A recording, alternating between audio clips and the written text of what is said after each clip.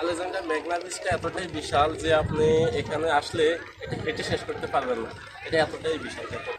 এসে যতটুকু হাঁটলাম ঘুরলাম দেখলাম যে কোথাও কোনো নোংরা কোনো পরিবেশ নাই, যেটা আমরা অন্যান্য জায়গায় যদি ঘুরতে যাই তখন দেখি যে বিভিন্ন জায়গায় নোংরা থাকে আর কি। কিন্তু এখানে স্থানীয় মানুষরা এটাকে এতটাই পর্যটন কেন্দ্রিক গড়ে তুলেছে যে এখানে মানুষ আসলে স্বাচ্ছন্দ্যভাবে চলাফেরা করতে পারে।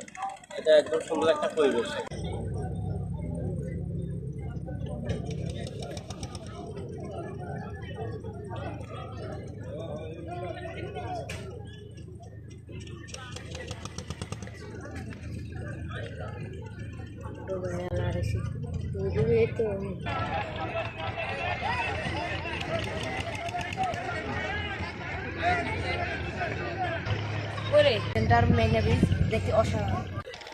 এখানে আসলে আপনি এই যে এখানে স্থানীয় মানুষরা এটাকে দ্বীপ বলে, যেটাকে আমরা সর বলে থাকি, এই সরে যেতে পারবেন।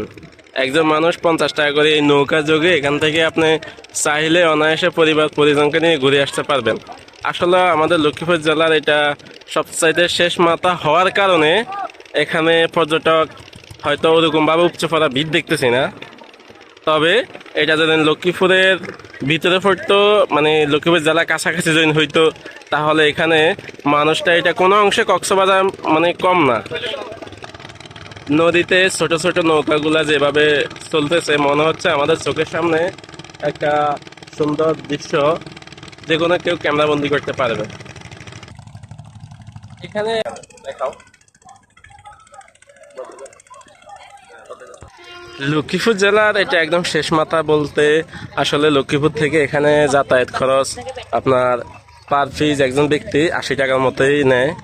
তো এখানে আসলে অনেক দূর লক্ষ্মীপুর জেলা থেকে, তারপরেও যারা এখানে আসে দূর দূরান্ত থেকে তারা এনজয় করার মতো একটা জায়গা এই জায়গাটা।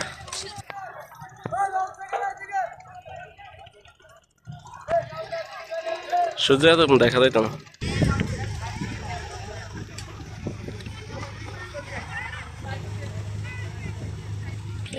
আরেকটা জিনিস সেটা হলো আমি কিন্তু মতিহাট থেকে এসেছি, আমি মতিহাটের মানুষ আপনারা সবাই জানেন। তবে আমাদের মতিহাট মেঘনা নদীর পাড়ে যে সৌন্দর্যটা আছে সেটা হলো আলাদা আরেকটা জিনিস। সেখানে আপনার লঞ্চ ঘাট যে ব্রিজটা আছে ওখানে মানুষ দেখার জন্য দূর দূরান্ত থেকে আসে, ওইটাও অনেক সুন্দর। তবে আলেকজান্ডারের মতো এত বিস্তীর্ণ এলাকা নিয়ে এত সুন্দর না।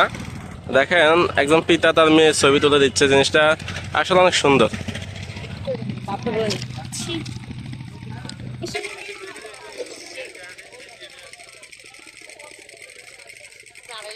এদিকে দেখে আমার কি অবস্থা।